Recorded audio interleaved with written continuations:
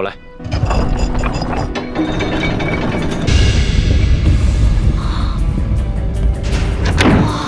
哇，这么多银子啊！哇！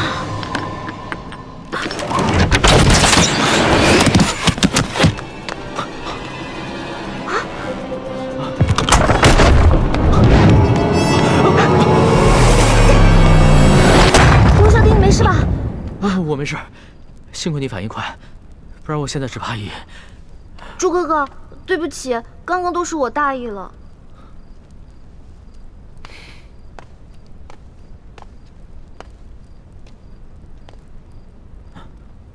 主子，你没事吧？啊，我没事，没事，没事就好。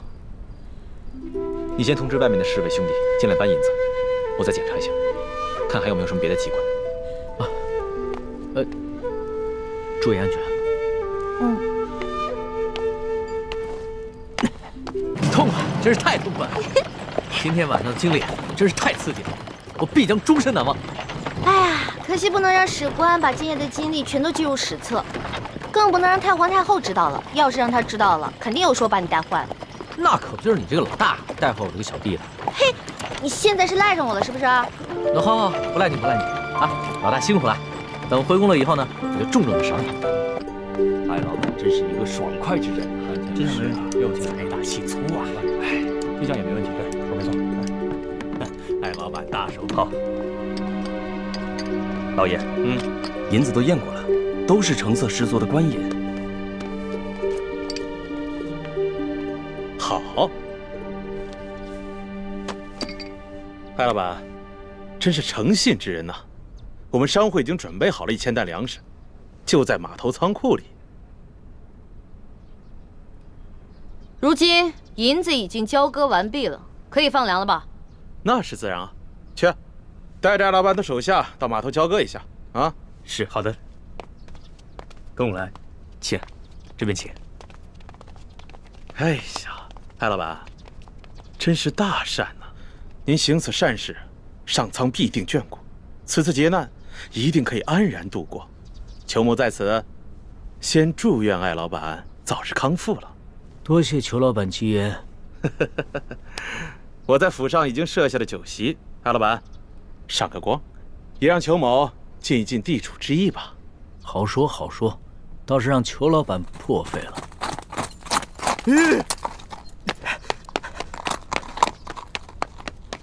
老爷，不好了，老爷，老爷，不好了，老爷！慌什么？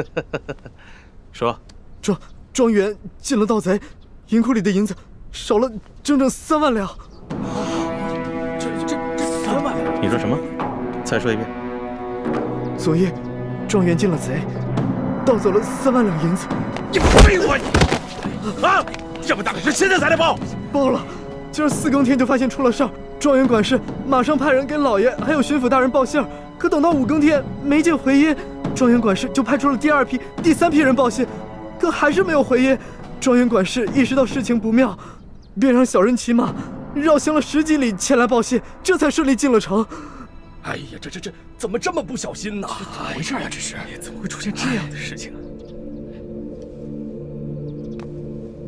艾老板，我那几批送信的人，不会是让你的人给劫了吧？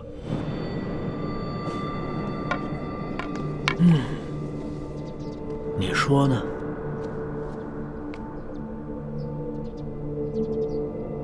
这么说，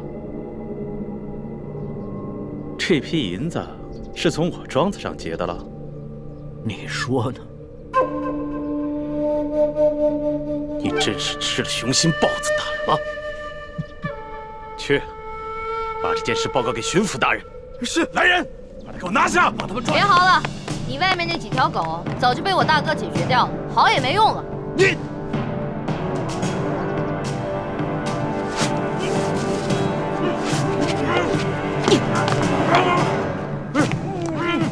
爷爷，咱们不能把银子都给他们留下来，把银子全都抬出去，交给李护卫发放给灾民。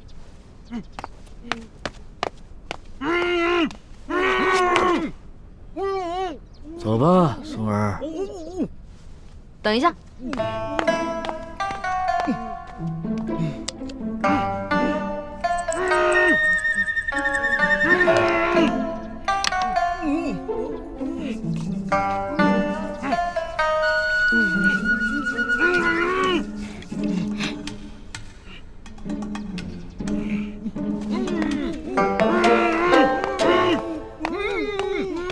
爷爷，我想了想，应该在这几个禽兽不如的东西脸上留点墨宝，也相当于给刘德昭那个狗官下了战书了。意下如何？这倒挺有趣儿的。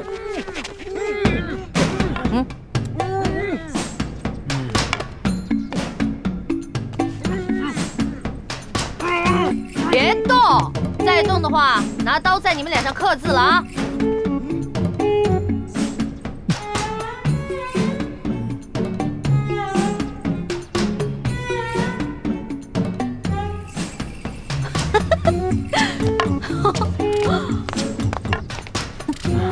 这边再写一个字啊！都给我老老实实待着。好了。哎呀，不错不错，写完了。行了行了，别鬼叫了。知道我爷爷是谁吗？告诉你们，我爷爷的字那可是价值连城的，最好在你们脸上永远不要洗掉。给你们还有刘德昭敲个警钟，知道吗？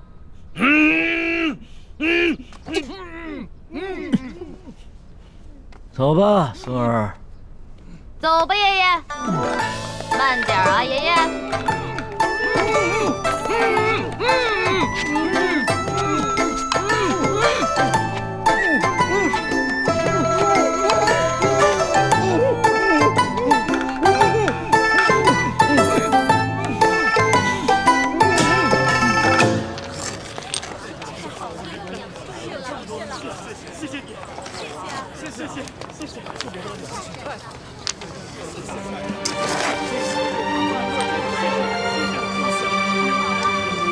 好，谢谢啊，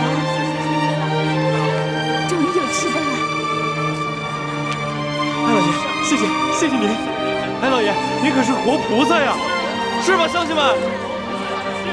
各位不必谢我，其实我也是皇上指派下来赈灾的。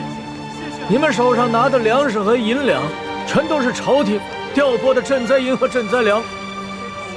接下来，朝廷还会有更多的赈灾计划，帮大家重建家园，度过灾年。谢谢皇上，谢谢皇上，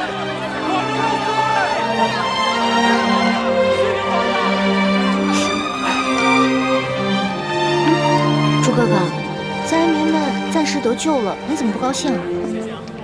灾民得救，我自然是高兴。可如此一来，却是在帮康熙和大清朝廷收买民心了。大人，干什么呀？你们这是？老爷就不能有点自己的时间吗？大人，舅老爷的库银被盗了。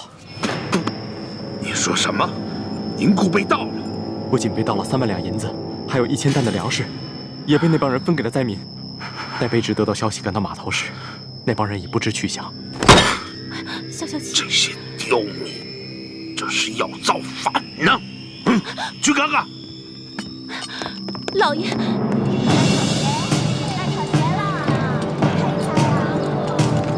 闪开！闪开！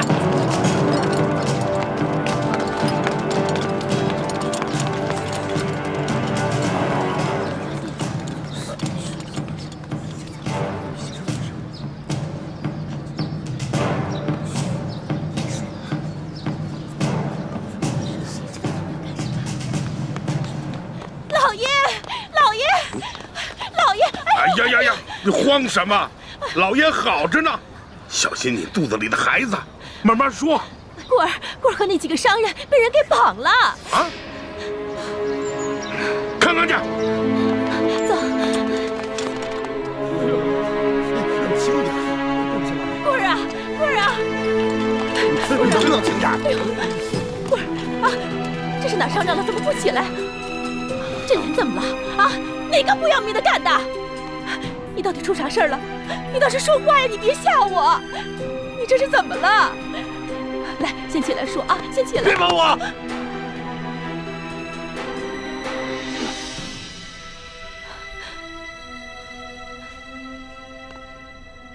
文儿啊，怎么回事？谁干的？星爱，以前没打过交道，京城来的客生，看见了吗？看见我的脸了吗？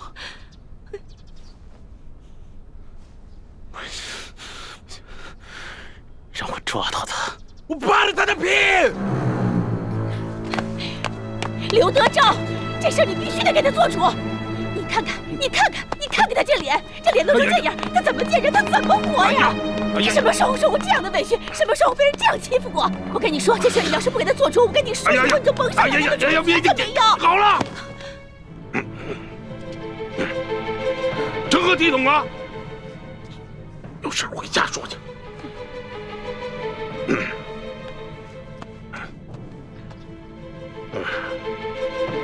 这真是吃了雄心豹子胆，居然敢在我小舅子头上动土啊！若是让本官抓住，非得给他碎尸万段了，扒了他的皮，扒了他的皮，给我喂狗去！你听见没有？这喂狗！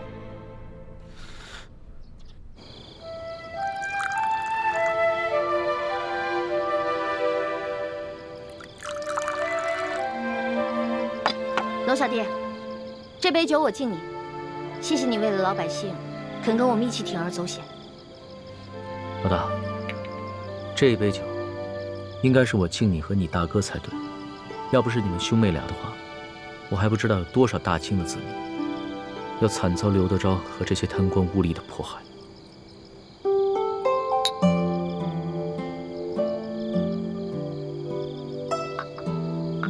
我现在一想到刘德昭跟裘贵那副嘴脸，肯定十分狼狈，我就觉得特别好笑。可是我笑不出来啊！这次出巡以来，我见到了太多平常在宫里连想都不敢想的事情。我在想，如果我们大清的官员每一个都如此贪赃枉法的话，那我们大清的江山还能长久？看到那些灾民收到一点点赈济的银两，就三呼万岁。说实话，我很震撼，也很惭愧。我们大清的百姓是多么的善良，对官府的要求是多么的低微，而我们这些身居高位的人是多么的失职。龙小弟，为了刚才你说的这番话，我再敬你一杯。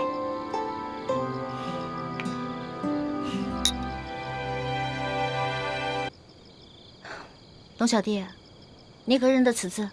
这不就是龙字吗？那你可知此字何意？老大，你是要考小弟的学识吗？那小弟可能会比老大你强上那么一点点。这龙字啊，本意是指能带来雨水的神物，在此呢，则既指春天的雷雨。耳者闻也，而与龙联合起来，表示耳朵听到春雷声。本意指这个年老耳背的农夫啊，平常无法与人交流，但在春分时节，他能听到春雷响声，便知道该下地播种了。后来慢慢变成现在的意思，指称别人耳背的毛病。龙小弟，若论这番学识，我自然是不如你。但是今天我想给你讲另外一层意思。你看这个龙字，是龙跟耳结成的，这个龙指天子，意思就是说，其实天子的耳朵只是个摆设，民间的疾苦是听不到的。